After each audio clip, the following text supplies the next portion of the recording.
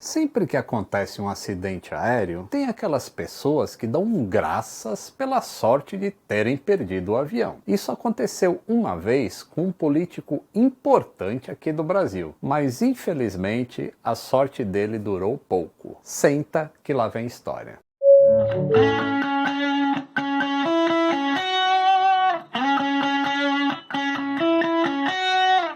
Saudações aeronáuticas, tudo bem com vocês?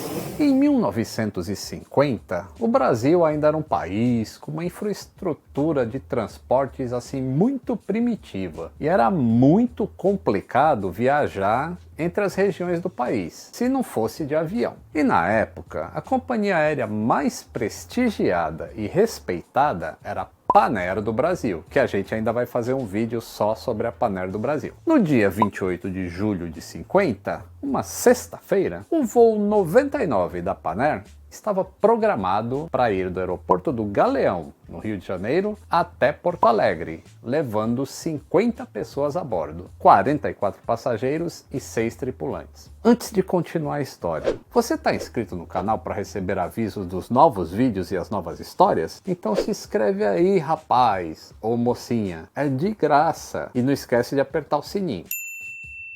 O avião era um Lockheed Constellation, o Connie, que era o mais avançado que havia na época. E na boa, moçada, é um dos aviões mais bonitos que já foram feitos. Coisa de Kelly Johnson, né? Que é o mesmo cara que fez o SR-71. O Connie tem uma forma elegante, que algumas pessoas dizem que parece até uma libélula. Já outros dizem que parece um golfinho. Eu acho que parece mais com um golfinho. E ele é tão bonito que ele tem fãs não só entre o pessoal que gosta de aviação, mas até os designers são apaixonados pelo Connie. Aliás, os designers consideram ele uma das maiores obras-primas do design do século XX. Não é fraco não, hein? O aeroporto lá de Porto Alegre era o mesmo de hoje ainda, só que lá nos anos 50 ele era chamado de Aeródromo de São João. Tinha uma pista curta e ainda era de terra. Só que o Connie já era um avião grande naquela época, então ele precisava de uma pista pavimentada, né, um asfaltinho, e ele não podia pousar lá. Então onde é que ele pousava quando ia para Porto Alegre? Na base aérea de Gravataí, que era da FAB e que hoje é a base aérea de Canoas, que tinha uma pista maior e era asfaltada. O voo da Panair, que estava marcado para sair do Galeão às 8 da manhã, acabou atrasando muito por vários problemas e só decolou às 3h20 da tarde. Por causa disso, acabou chegando lá em Porto Alegre depois das 6 da tarde. E mano, no sul, em julho, 6 da tarde já é noite fechada. Para complicar um pouquinho, o tempo estava péssimo. Tinha uma frente fria na região, muita turbulência, muitas nuvens, muita chuva e quase nenhuma visibilidade. Isso hoje em dia nem é um problema, mas lá em 1950,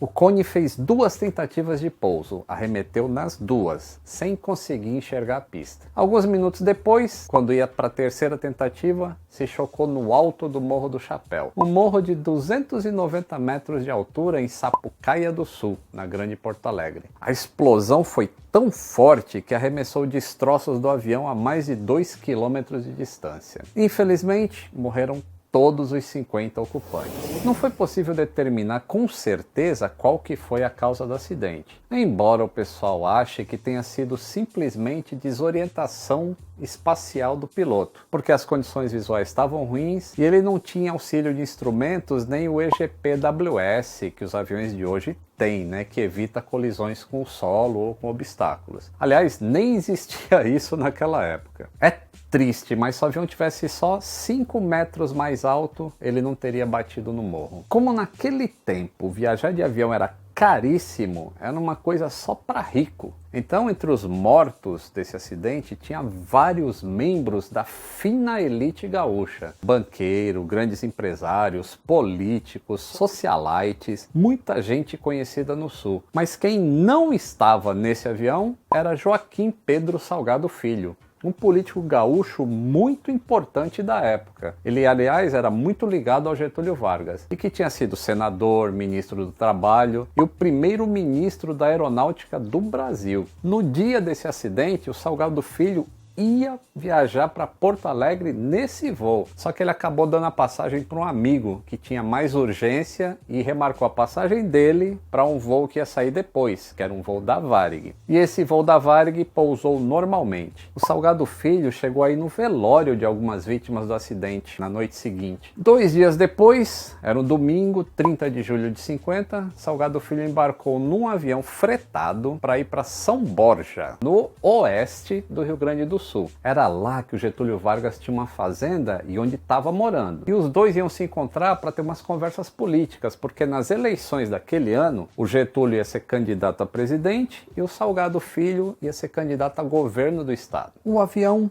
era de uma das muitas pequenas companhias aéreas regionais que havia no Brasil nessa época. Se chamava SAVAG, Sociedade Anônima Aviação Aérea Gaúcha, que fazia uns voos lá pelo interior do Rio Grande do Sul com uma pequena frota de Lockheed L-18 Lodestar. Era um bimotor com capacidade para 14 passageiros somente e que conseguia operar em pistas muito curtas e não preparadas, grama, terra, cascalho, o que tivesse. No caso, ele ia pousar diretamente na fazenda do Getúlio Vargas. O avião estava sendo pilotado pelo próprio dono da SAVAG, o comandante Gustavo Kramer. Ele tinha sido comandante da Panair, um as da FAB e conhecia muito bem a região. Além do Salgado Filho, embarcaram mais 5 passageiros, um deles parente do Getúlio Vargas, e mais 4 tripulantes. Piloto, o copiloto, um mecânico e um telegrafista. O avião decolou de São João em Porto Alegre às 11 da manhã do domingo, 2 dias depois do acidente da Panair. Ao 12h35 fez contato pelo rádio dizendo que tinha acabado de passar por Santa Maria. Foi a última comunicação do avião. O projeto do Lodestar já era um tanto antigo, mesmo para essa época, e com os instrumentos de navegação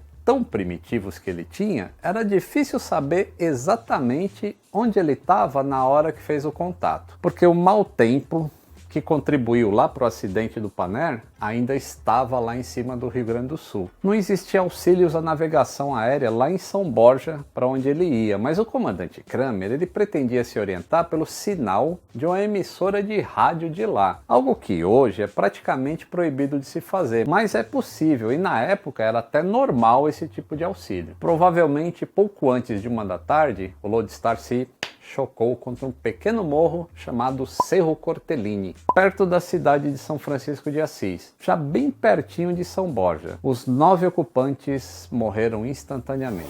A investigação disse que o mais provável é que o comandante Kramer tenha decidido descer abaixo da camada dessas nuvens espessas que estavam lá sobre o Rio Grande do Sul para se localizar melhor. Mas como as nuvens estavam muito baixas, ele acabou voando mais baixo do que era possível, não viu uma copa de uma árvore alta e essa copa de árvore decepou a asa esquerda do Lodestar, desequilibrou o avião e provocou a colisão com o morro. Salgado Filho, que escapou da morte por pouco no primeiro acidente, não conseguiu escapar dela 2 dias depois. Com tanta gente importante e conhecida morrendo no intervalo de só 2 dias, a comoção foi geral. E os protestos contra as condições precárias da aviação brasileira da época, fora do eixo Rio-São Paulo, obrigaram o governo federal a tomar providências. Nos anos seguintes, o Rio Grande do Sul se encheu de radares, auxílios à navegação aérea, o aeródromo de São João foi ampliado, modernizado e hoje ele é conhecido como Aeroporto Internacional Salgado Filho, em homenagem ao ministro da Aeronáutica que morreu no acidente. O comandante Gustavo Kramer também não foi esquecido.